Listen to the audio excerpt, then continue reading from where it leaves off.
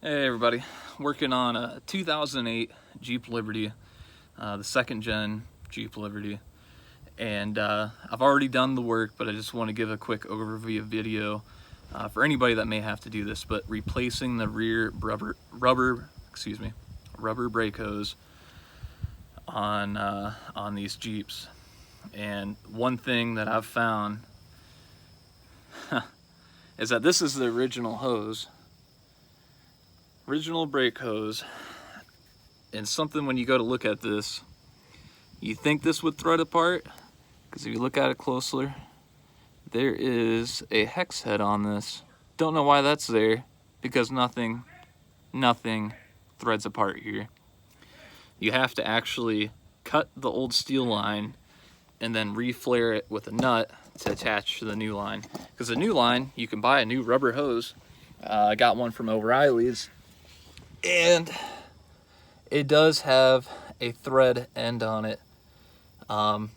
So as you can see, this is where's my finger at? Okay, this is the old, well, not old, existing factory steel line, and this is the new rubber hose that goes up to the back of your caliper. So pretty much what you got to do is cut this line with a tube cutter. This came in my little flare kit, real itty bitty, obviously nothing fancy. It's mostly plastic, but it does have a metal cutting wheel on it. It's nice because it's nice and small, so it's easy to use when you're working with everything still on the vehicle and not taking the whole line apart.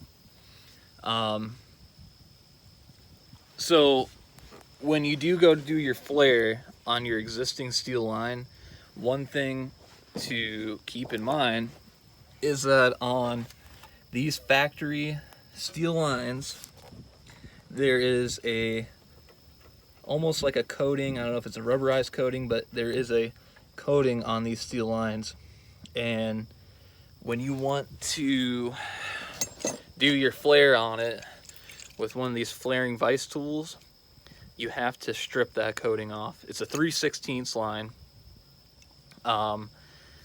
and a 3/16 nut will go right on the line, but it won't go on the line if you don't take that coating off.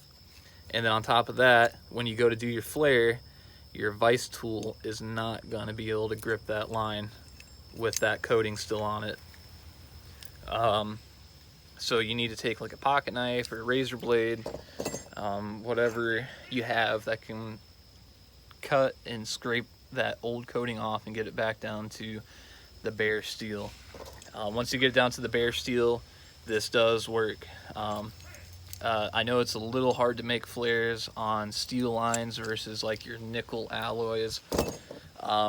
That's a lot softer metal, so making flares on that stuff is it's a breeze. But when you're making a flare on a solid steel line, it's a bit tougher to do that. So when you do your flare, if you haven't done flares before, watch some other videos. I don't have any videos, but there's plenty of videos out there that shows you how to do a proper flare and take every step exactly how it should be done. So make sure you file your ends off, file the burrs off, clean out the inside, and really get your flare vise significantly tight. I've actually kind of damaged this one, but this is a rented tool, I don't care.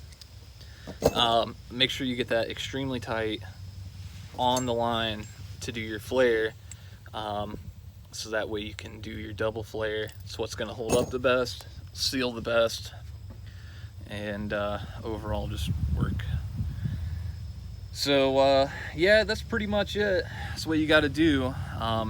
If you go to replace that rubber hose, you're gonna have to cut the steel line and make a flare to attach the new replacement rubber hose, because they don't thread apart. Pretty ridiculous.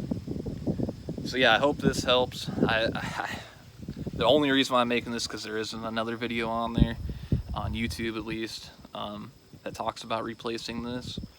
So I hope this gives you some guidance. You can replace all the line I'm not, just because I don't want to, but if you actually look, it is, if I can get my hand up here to point, let's see, it's like looking in a mirror trying to navigate all that. So there it is. This little union right there, you can take that apart and just replace that section of line that goes down to the, at least the passenger side. I think you can do it to the driver's side on the rear. But where I live, this is Salt State, that is like guaranteed to never come apart because it's so rusted and corroded. That's why I'm doing this flare thing, because otherwise I gotta do that, and then the rest of the brake line goes underneath the fuel tank, or above the fuel tank, so you'd have to drop the fuel tank down. I sure as heck ain't doing that. So that's why I just flared the factory steel line to connect the new rubber hose, because I'm sure if I cut this thing apart, I'm gonna find some deterioration on the inside.